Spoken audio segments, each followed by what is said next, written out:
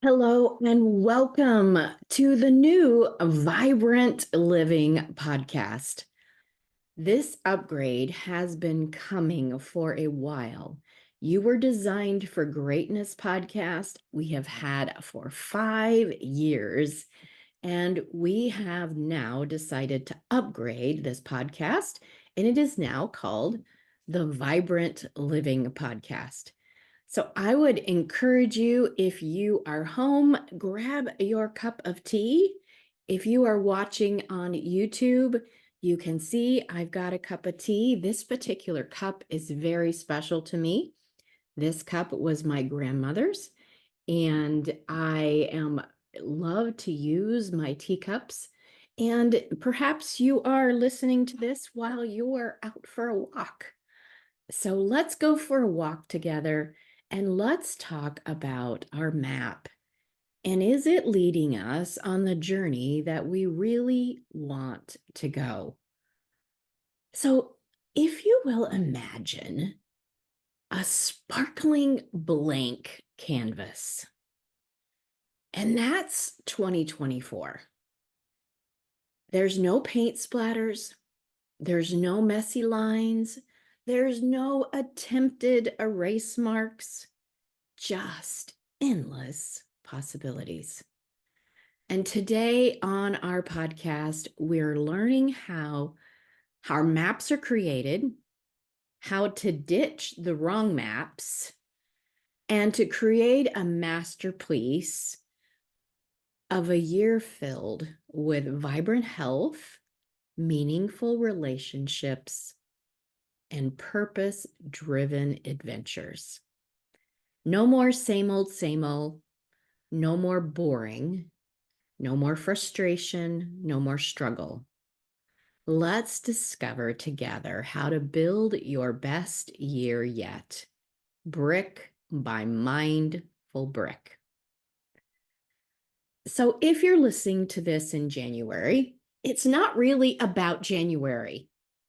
It isn't really even about a whole new year. It just gives us the opportunity to mentally create a whole new chapter. But every day is a clean slate, a chance to rewrite your narrative. Whether you happen to be listening to this in January or August, it's never too late to ditch a dusty, rusty map and to forge a new path. We can make changes anytime because every day is a brand new, never before lived day. So let's talk about our maps. Life's journey can be really confusing. It's guided by outdated thoughts, maps, and these could be created from societal expectations, limiting beliefs, outdated goals that really don't align with who you are. I'd like you to ask yourself, are these truly your map, your goals? Are they someone else's hand-me-downs? Let's get architectural and design a life, a blueprint that celebrates you, your unique you, and focus on these pillars that matter the most: vibrant health, thriving relationships, meaningful work, and enough time to savor it all. There is a big secret that everything starts with a thought. Our beliefs shape our perspective, which then fuels our emotions, which ultimately drives our actions. So choosing our thoughts wisely, because they are really the architect of the reality that we're experiencing. So let's talk about how our map is created. First of all, life experiences. All of your life events and experiences that you have had subconsciously, you create beliefs around them. It's trying to make sense of the world. If there has been a lot of negative, your brain still is trying to make sense out of why and how to not ever let this happen again and how to survive through it. So, your life experiences, without realizing it, creates a subconscious programming, and it creates our map because everything starts with thoughts, which then create beliefs. And then we seem to get the same circumstances happening again to reinforce that belief. And it appears that people around us help also to reinforce those beliefs. Those beliefs then create emotions, and it determines how we feel. Did you realize how you feel is not really about the circumstances? It's what you are believing about yourself or the world around you. You are deciding your emotions, not the circumstances or the people that surround us. They are all connected. We have our life experiences, we have our beliefs, we have our emotions, which then create more ingrained thoughts, which are our perspectives. It's how we see the world on a bigger picture. It's how we see ourselves when we look in the mirror. It's how we see ourselves when someone gives us a compliment. How do you reply? This is all your perspective. If you minimize those compliments, push them aside, then it is showing your perspective about you and the world. All of these things together then create our map, and it's how we live our life, no matter what circumstances we engage. And it isn't always a map that we enjoy. So, some keys to write down if you have the capability to writing while you're listening or watching me on YouTube is you are a co-creator. We can't always control all of our circumstances that arise, but we can decide how we respond to them.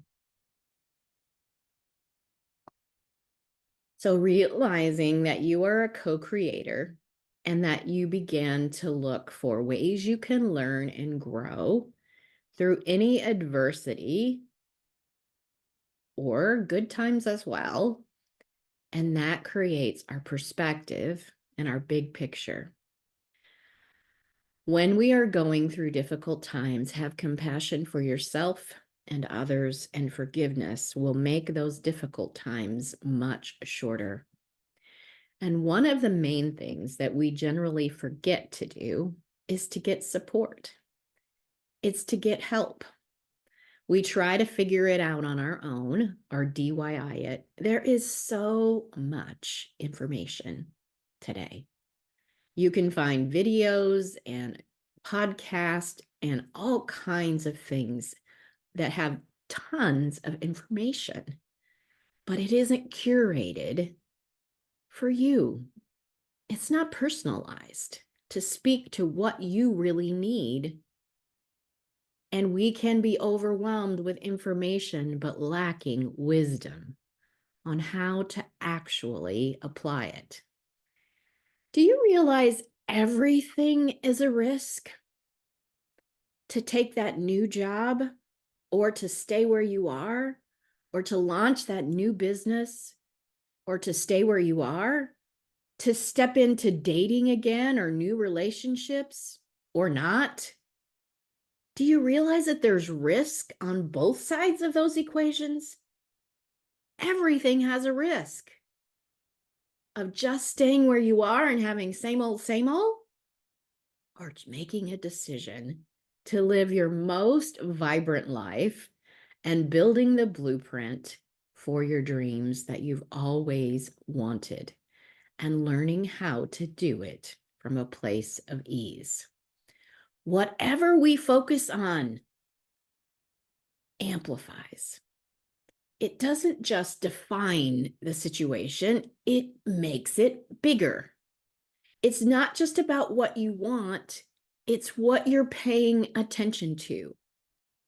If I continually say I don't want something, I am still paying attention to what I don't want. That it's hard or difficult. So whatever you fixate on expands. It becomes your experience over and over and over again. So magnify joy, magnify gratitude, magnify possibilities, and watch how your vibrant life can unfold. I encourage you to schedule a call with me to learn how to step into your most vibrant life ever. Let's ditch the shoulds and let's grab the paintbrush or the hammer or the pen and let's discover how to take what you really want and make it possible. That you could have more laughter, deeper connections, a career or ministry or business that ignites your soul. That you learn how to define them and create action steps that actually achieve them because we deal with the beliefs first and then take action. It is more important who you are and what you are believing than what you are doing. And we get it backwards all the time. Remember, what you don't want can point the way to what you actually do want.